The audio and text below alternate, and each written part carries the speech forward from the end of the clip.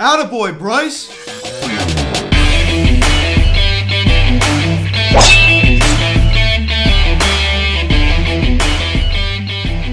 Yo, what is going on, everybody? Welcome to the Phillies Hot Stove Videocast, and today we're going to be recapping last night's game between the Philadelphia Phillies and the Miami Marlins, as the Phillies defeated the Marlins by a final score of 12-6.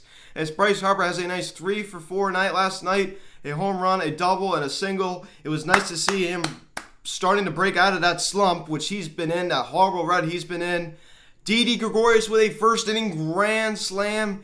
That was amazing. There were some dark spots in this game. Spencer Howard and JT Realmuto both exited the game due to an injury. Now, guys, before we get into this video, please subscribe if you have not yet. Please turn on the notification bell. Please like this video, comment on this video, share this video, and let's get into this.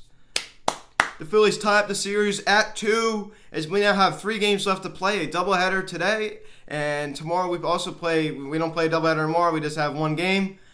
But guys, I'm hoping we can do in the next 3 games. They might be sitting there thinking like, oh my gosh, Luke, you're really reaching here. But I think we could do it. I mean, I know Zach Wheeler's start has been pushed back due to that weird incident that he had, but I really hope we can win the next 3 games. But it's going to be tough today, especially, because we're playing a doubleheader. We are not good in doubleheaders. But I keep saying this. I said before in this video, if we do not win 4 out of these 7 games, we are not a legit playoff team.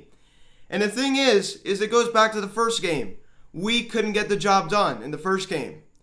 That first game was so crucial, and we should have won that game, obviously. So it's so frustrating that we didn't win that first game. But you know what? It's not the end of the world. It's not the end of the world, because we still can win 4 out of 7 here. But still frustrated about that first game. I'm still not going to get over that. But let's start the scoring summary. The top of the first inning, Didi Gregorius hits a grand slam, his 7th home run of the season on a fly ball to right field. It was a towering shot, and the Phillies now take a 4-0 first inning lead. Yes, indeedy. Then in the top of the 3rd inning, Bryce Harper hits his 8th home run of the season on a line drive to left field. And the Phillies now take a 5-0 lead. Now, the thing I love about this one is that it was opposite field. Opposite field. Anytime you see him go opposite field, you know it's good. He's on it. He also had a double last night, a single as well. So he's on it, man. 2 walks as well. He's awesome. I mean, he's starting to heat up now. It's great. I mean, he hit that ground rule double the night before. He's starting to look a lot better. He looked awesome last night with a nice single up the middle. He was great. He was on it. And that is now his 30th career home run against the Miami Marlins. And that is his first home run since August 22nd. So it's been a while for Bryce, but it's nice to see him go opposite field. I think that's the thing I love about the home run the most. And in the bottom of the 4th inning, Brian Anderson homers on a line drive to left field. A 3-run shot that now makes it a 5-3 ball game. And then right after that, Spencer Howard was taken out of the game due to some shoulder soreness. And apparently he's been having trouble warming up for games. He said it's taken longer than usual. And then he was talking, he said that it's not as bad as last year. He experienced this last year, not as bad as last year. But that's not good, man. We need him. He has not been great for us this year since coming up. I think he's been a little bit disappointing. But we need him because we need him in our rotation. So hopefully he'll be okay. Then in the top of the 5th inning, we have a wild pitch thrown by James Holt as JT Realmuto comes around to score. It's now a 6-3 Phillies lead. I was laughing at Jorge, but it turns out it was not Jorge's fault at all. He just kind of misplayed it, and the ball just went right past him. But it was a bad hop. I mean, he couldn't have got it.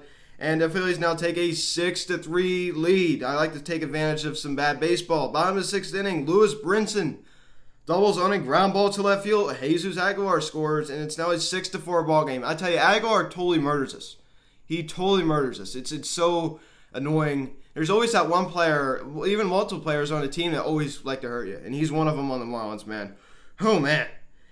Then in the top of the 7th inning, Adam Hazley legs out an infield single as he hits a ground ball to first base that he legs out to score Gene Segura, and it is now a 7-4 Phillies lead. Adam Hazley can run. He's a nice left-handed bat in center field, and that was awesome, man. If Adam Hazley, he's been banged up, but if he could stay healthy, he's going to be great for us in the future. I really believe it. Then in the bottom of the 7th inning, we have an error from JT Realmuto as Corey Dickerson hits a weak little ground ball in front of home plate.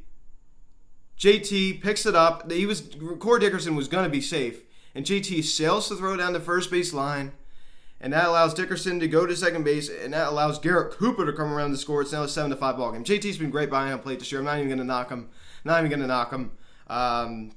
Everybody makes errors, man. It just is what it is, and it's not the end of the world. Top of the 8th inning, Gene Segura singles on a sharp line drive to center field. Bryce Harper scores, and it is now a 8-5 ball game. This is when we pile it on. Then Alec Boehm, the hit machine, Anthony Rendon Jr. Am I right? He doubles on a ground ball to left field. It deflected off of the shortstop, and that allowed Didi Gregorius to score, and it is now a 9-5 Phillies lead. Alec Boehm continues to rake. I love this kid.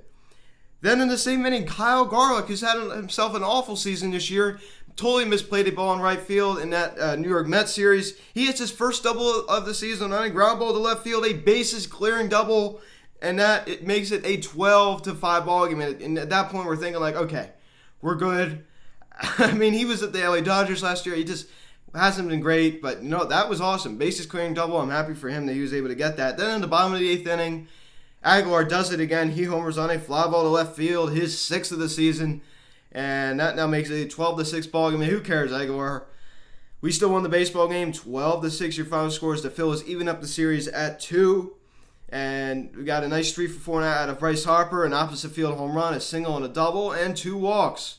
He also scored 3 runs as well. He was awesome last night. He was on, and he's showing signs of breaking out of that slump. I said it in the Hoskins slump. He needs to get on a consistent run and start showing that he's breaking out of the slump. But what I saw of him last night, that was great. That was great. He was awesome last night. Rhys Hoskins had a horrible night last night. 0 for 6, 1 strikeout. He was terrible.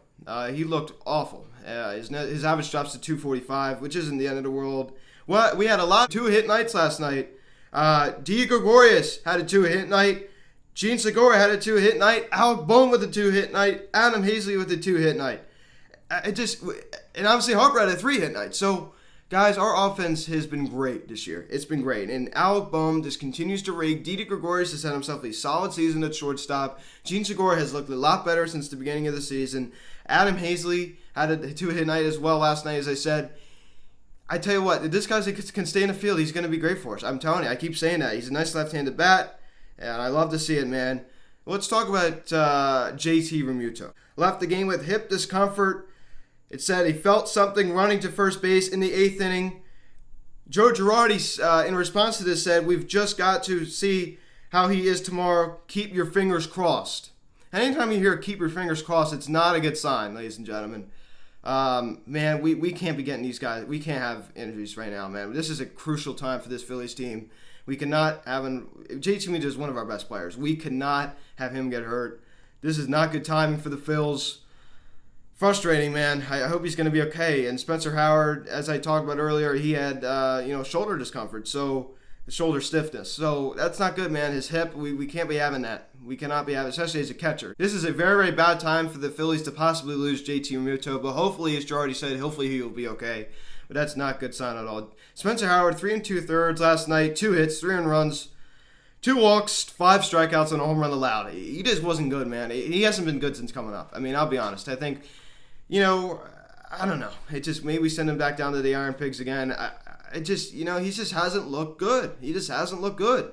It's not the end of the world. He's going to be good. Maybe we called him up premature. It's not the end of the world. But Heath Hembree had a great nice one and a third relief appearance last night. That was great to see. But Brandon Workman's struggles continue.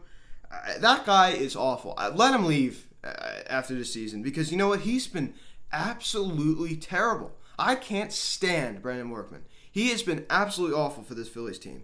Absolutely terrible. He's been a major disappointment. I really just don't even care about him anymore, man. That guy is awful. He's been a big-time disappointment. But Tommy Hunter he was great out of the pen last night. Jojo Romero was not great at all. But Heath Hembree, it was nice to see Hembree finally have a nice appearance. Because, he's been struggling. But Brandon Workman, man, that guy is terrible. I'm just going to say, Brandon Trash, man. That guy has been absolutely terrible. Terrible, terrible, terrible. Major disappointment. And a lot of these guys in our bullpen are disappointments. But guys, we won the baseball game 12-6 your final score. We have a 1-10 start today. As This name might sound familiar to Cisco Sanchez on the mound for the Marlins. 2-1 with a 1.80 ERA. Let's light him up. Let's show why we traded him for JT Muto. Let's shove it in his face, because I know he cried after we traded him. But now, all the Marlins fans are making fun of us because we traded away, Jorge and Cisco and Will Stewart for JT Muto. But you know what? Who cares, man? Because especially if we lock up JT, that trade's going to be worth it, in my opinion. And we have still yet to decide our starter for today and the second game in the doubleheader as well. So Cisco Sanchez on the mound for the Marlins. Let's go Phils. 1:10 the first pitch. The second game will probably start about an hour, 45 minutes to an hour after the first game ends. You know the drill with doubleheaders. I usually just get the 2 videos out after the 2 games are over. I might get the first recap during the second game is going on, but you guys know the drill. So guys, thank you so much for watching this video. Please subscribe if you have not yet. Please turn on the notification bell. Please like this video, comment on this video, share this video. Check out the social media link in the description section at Phillies Hot Stove, Instagram, at Heart Fanatics Instagram. Guys, thank you so much for watching this video. I'm Luke, and I'll talk to y'all later. We have still yet to decide our starting pitcher for today's ball game at 1:10. Cisco Sanchez is on the mound for the Marlins. Let's lay him up. Guys, thank you so much for watching this video. I am Luke, and I will talk to you all later. Let's go Phils. See you guys.